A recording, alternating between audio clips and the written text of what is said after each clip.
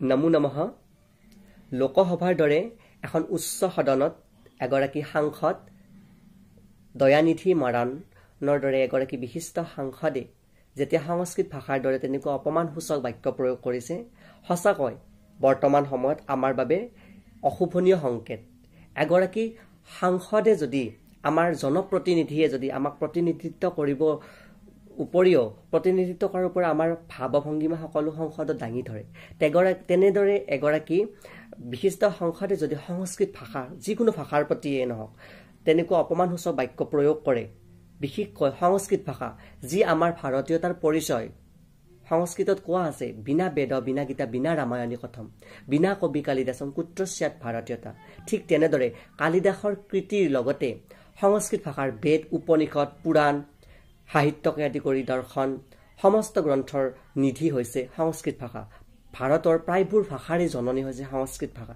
সেই সংস্কৃত ভাষাৰ প্ৰতি এগৰাকী সাংসদে যেতিয়া এনেকুৱা অপমানসূচক বাক্য প্ৰয়োগ কৰে আমাৰ বাবে সঁচাকৈ অশুভনীয় সংকেত বুলি ক'ব লাগিব। সেয়েহে আমি তাৰ তীব্ৰ প্ৰতিবাদ জনোৱাটো উচিত, প্ৰতিবাদ কৰাটো উচিত, তেখেতে ক্ষমা বিচৰাটো উচিত। কিয়নো সংস্কৃত ভাষাৰ স্বাভিমান গৰিমা ঐতিহ্যতা সকলোৱে জানে। পূৰ্বসূৰীৰ পৰা উত্তৰসূৰীলৈকে সংস্কৃত ভাষা আমাৰ মাজত সদায় থাকিব।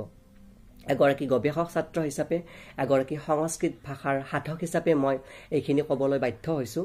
কিয়নো সংস্কৃত ভাষাৰ গৰিমা কোনেও নুই কৰিব নোৱাৰে, কোনেও ম্লান কৰিব নোৱাৰে। কিয়নো অগ্নিৰ দৰে সি উজ্জ্বল, সুবৰ্ণৰ দৰে সি শাশ্বত উজ্জ্বল। কিয়নো সংস্কৃত ভাষাত কোৱা আছে সুবৰ্ণক যেতিয়া আমি পুৰিলে তাৰ উজ্জ্বলতা হ্ৰাস নাপায় বৰঞ্চ 100% বৃদ্ধিহে পায়। ঠিক তেনেদৰে সংস্কৃত ভাষাক অগ্নি আৰু সুবৰ্ণতকৈও সুউচ্চ, যাক কোনেও ম্লান কৰিব নোৱাৰে, যাৰ ঐতিহ্য কোনেও ম্লান কৰিব নোৱাৰে।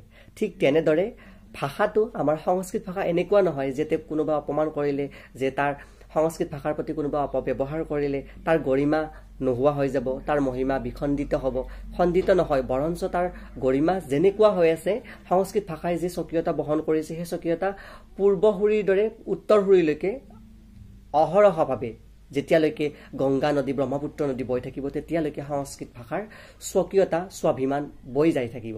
কিন্তু সংস্কৃত ভাষাৰ প্ৰতি নহয় অন্য ভাষাৰ প্ৰতি যদি কোনোবাই এনেকুৱা অপমানসূচক যি স্বীকৃতিপ্ৰাপ্ত এটি ভাষা সেই স্বীকৃতিপ্ৰাপ্ত ভাষা এটাৰ প্ৰতি যদি কোনোবাই এনেকুৱা অপমানসূচক বাক্য প্ৰয়োগ কৰে তাৰ প্ৰত্যুত্তৰ দিয়াটো উচিত আমাৰ বাবে। কিয়নো তেওঁ দেশদ্ৰোহিতাৰ কাম কৰিছে।